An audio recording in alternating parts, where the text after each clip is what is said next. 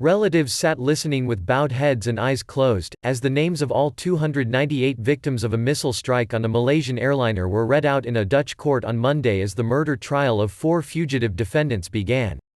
Malaysian Airlines Flight 17 was hit by a surface-to-air missile on July 17, 2014 while flying over Ukrainian territory held by pro-Russian rebels on its way from Amsterdam to Kuala Lumpur.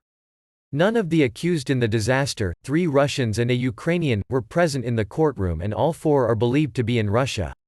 Only one sent a defense lawyer. Judges ruled earlier that the men had waived their rights to attend and said proceedings would continue without them. The mood in the courtroom was somber and hushed as prosecutor Dedi Woe Asoy read out the names of those who died when MH17 crashed in eastern Ukraine on July 17, 2014. The silence in this court during the reading of all the names of the victims makes it MH17 disaster clear once again, and that means a moment of silence was fitting. Presiding Judge Hendrik Steenhuis said. Prosecutors say the suspects helped supply the Russian missile system that downed the plane.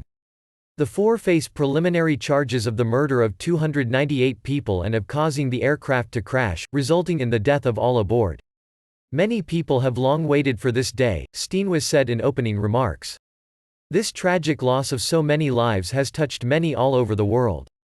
The court wants to say it realizes the impact of the loss of so many human lives and that the way it happened was almost incomprehensible. The defendants, Russians Sergei Dubinsky, Oleg Palatov, and Igor Gherkin, and Ukrainian Leonid Karchenko, held senior posts in the pro-Russian militias in eastern Ukraine in 2014.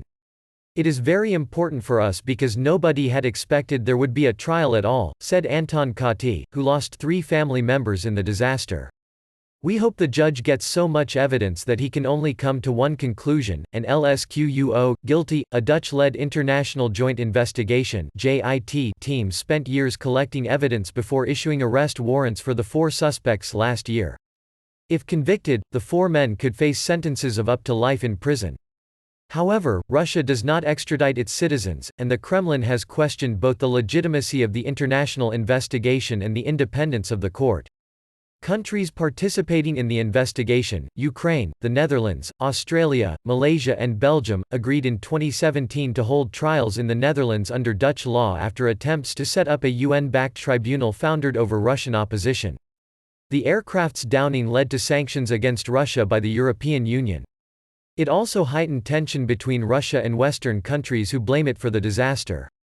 The dead included 196 Dutch citizens, 43 Malaysians and 27 Australians, among others.